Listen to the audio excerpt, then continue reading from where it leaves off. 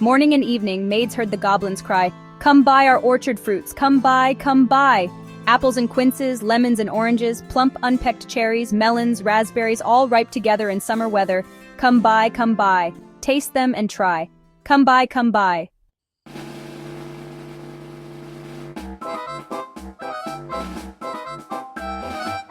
Evening by evening, among the brookside rushes, Sarah raised her head to hear, and Lizzie veiled her blushes. "Keep your head down," said Lizzie, a light hand on Lizzie's golden head. "We must not look at goblin men. We must not buy their fruits. Who knows upon what soil they fed their hungry, thirsty roots? Come buy, call the goblins, hobbling down the glen." "Oh," cried Lizzie, "Sarah, Sarah! You should not peep at goblin men." Lizzie covered up her eyes, closed them tight lest they should look.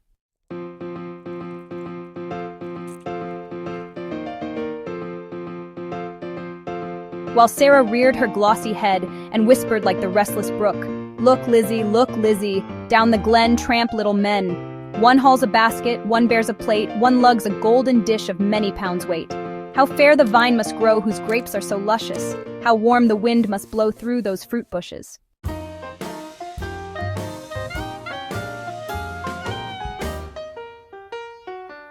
"No," said Lizzie. No. Their offers should not charm us. Their evil gifts could harm us."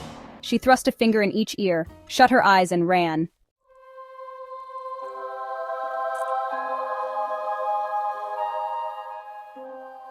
Curious, Sarah chose to linger, wondering at each merchant man. One had a cat's face, one whisked a tail, one tramped at a rat's pace, and one crawled like a snail. She heard a voice, like the voice of doves, cooing all together. They sounded kind and full of loves in the pleasant weather.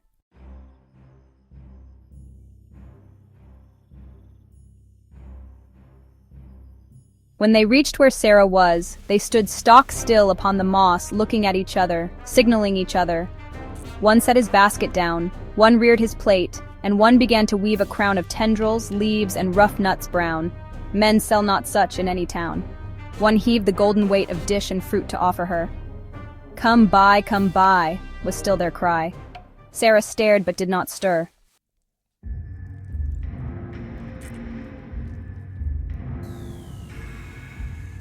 Longed to buy but had no money. The whisk-tailed merchant bade her to taste in tones as smooth as honey. But sweet-toothed Sarah spoke in haste. "Good folk, I have no coin with which to deal. To take and not pay is as if to steal.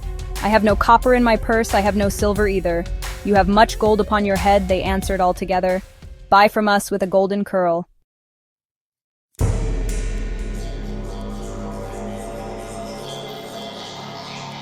So she clipped a precious golden lock. She dropped a tear more rare than pearl, then sucked their fruit both fair and red. She chewed and ate and swallowed the more fruits which that unknown orchard bore. She sucked until her lips were sore, then flung the emptied rinds away, but gathered up one kernel stone, and knew not whether it was night or day as she turned back home alone.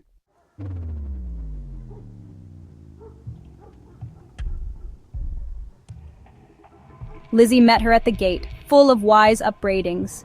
"Dear, you should not stay so late. Twilight is not good for maidens, should not loiter in the glen, in the haunts of goblin men. Do you not remember, Jeanie, how she met the goblins in the moonlight, took their gifts both choice and many, ate their fruits and wore their flowers when summer ripens at all hours? But ever after in the moonlight she pined and pined away, sought them by night and day, found them no more, but only dwindled and grew gray, then fell with the first snow, where to this day no grass will grow where she now lies so low. I planted daisies there a year ago that never grow and never blow. Sarah, you should not loiter so."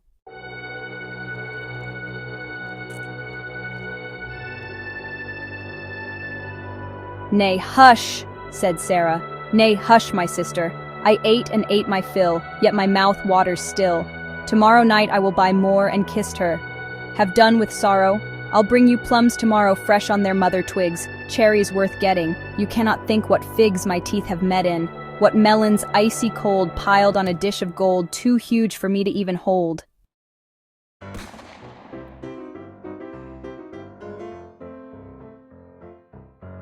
Early in the morning, when the first cock crowed his warning, neat like bees, as sweet and busy, Sarah rose with Sister Lizzie. They fetched in honey, milked the cows, aired and set to rights the house. Next they churned butter, whipped up cream, fed their poultry, sewed, and, well, dreamed.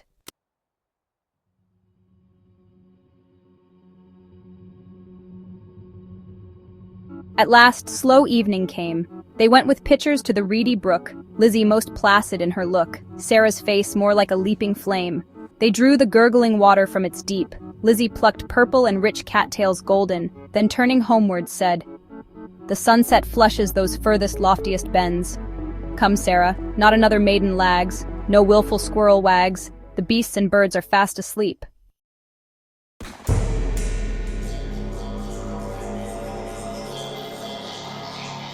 But Sarah loitered still among the rushes, and said the bank was steep, and said the hour was early still, the dew not fallen, the wind not chill.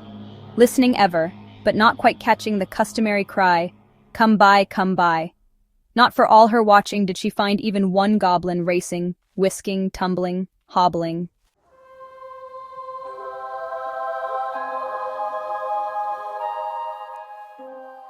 Till Lizzie urged, "Oh, Sarah, come. I hear the fruit call, but I dare not look. You should not loiter longer at this brook.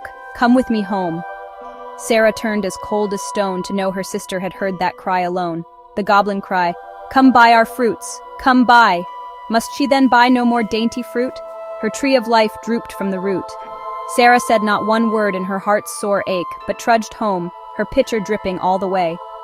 So they crept to bed and lay, Sarah silent till Lizzie slept, then sat up in a sudden yearning, and gnashed her teeth for her desire, and wept as if her heart would break.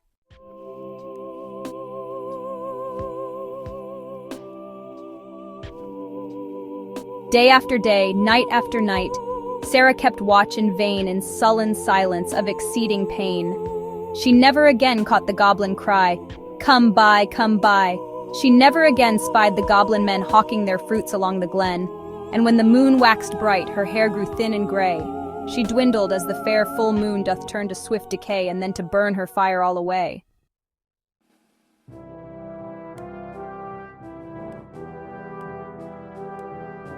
One day, remembering her kernel stone, she set it by a wall that faced the south, dewed it with tears, hoped for a root, watched and watched for a waxing shoot, but there came none. The stone was not to see the sun.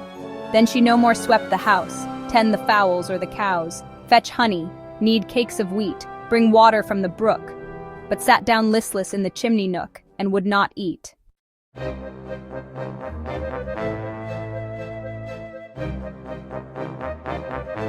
Tender Lizzie could not bear to watch her sister's wasting care. She longed to buy fruit to comfort her, but, she feared to pay too dear. She thought of Jeanie in her grave, who should have been a bride.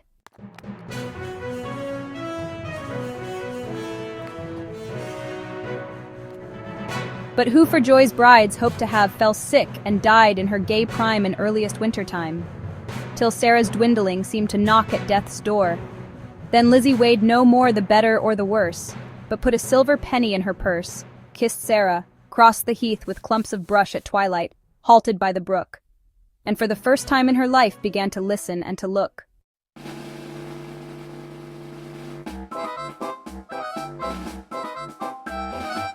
Laughed the goblins when they spied her peeping, came towards her hobbling, flying, running, leaping, clucking and gobbling, mopping and mowing, full of airs and graces, pulling wry faces, cat-like and rat-like, chattering like magpies, fluttering like pigeons, gliding like fishes, hugged her and kissed her.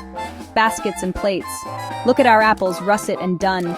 Bob at our cherries, bite at our peaches. Out in the sun, plums on their twigs. We grew them and stew them, pomegranates, figs.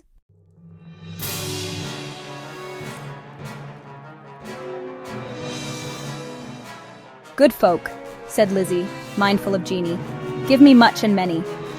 She held out her apron and tossed them her penny.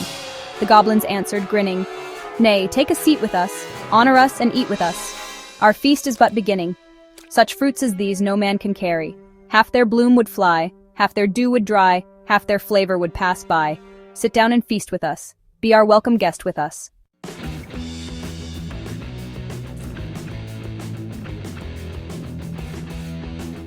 "Thank you," said Lizzie, "but one waits at home alone for me. So without further bargaining, if you choose to sell me none of your fruits, though much and many, give me back my silver penny I tossed you for a fee." They began to scratch their head, no longer wagging, purring, but visibly demurring. Grunting and snarling, one called her proud, cross-graining, uncivil. Their tones waxed loud, their looks were evil. Lashing their tails, they trod and hustled her, elbowed and jostled her, clawed with their nails, barking, mewing, hissing, mocking.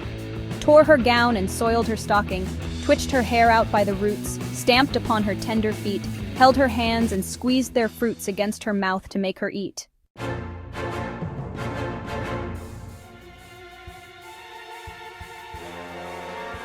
One may lead a horse to water, 20 cannot make her drink. Though the goblins cuffed and caught her, coaxed and fought her, bullied and besought her, scratched her, pinched her black as ink, kicked and knocked her, mauled and mocked her, Lizzie uttered not a word, would not open lip from lip lest they should cram a mouthful in, but held firm her heart to feel the drip of juice that syruped all down her face and streaked her neck and lodged in the dimples of her chin.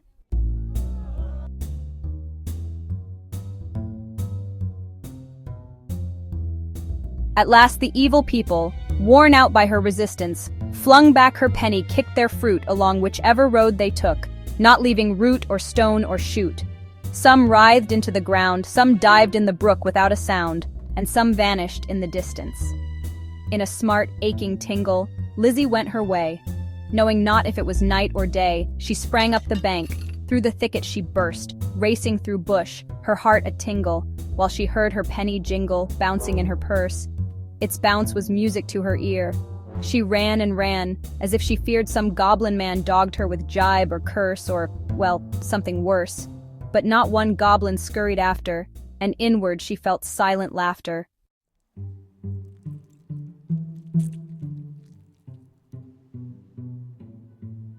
She cried, "Sarah, did you miss me? Come and kiss me. Never mind my bruises, hug me, kiss me, taste my juices squeezed from goblin fruits for you, goblin pulp and goblin dew. Eat me, drink me, love me, Sarah, make much of me. For your sake I braved the glen and had to deal with goblin merchant men."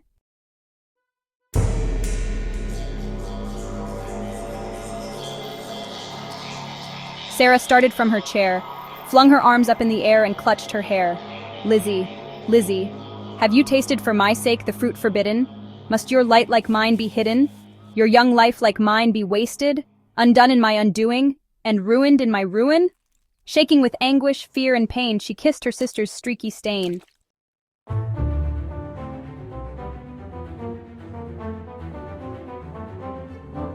Sarah's lips began to scorch, and that juice, well, it was wormwood to her tongue. She loathed the feast, writhing as if one possessed. In her torment, she tore her robe and wrung her hands in lamentable haste, beating her chest. She spun about like a foam-topped waterspout, then cast down headlong in the sea. She fell at last, pleasure past and anguish past. Was it life or was it death?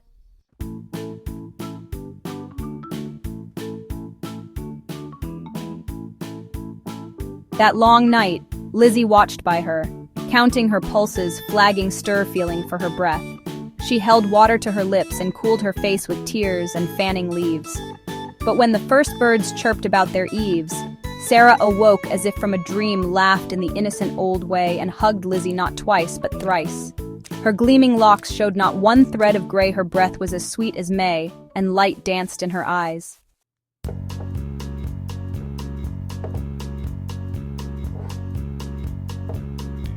Days, weeks, months, years afterwards, when both were wives with children of their own, their mother hearts beset with fears, their thoughts bound up in tender lives, Sarah would call the little ones and tell them of her early prime, those pleasant days long gone, of not returning time.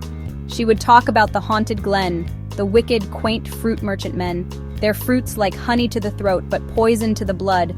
Men sell not such in any town. She would tell them how her sister stood in deadly peril to do her good and win the fiery antidote.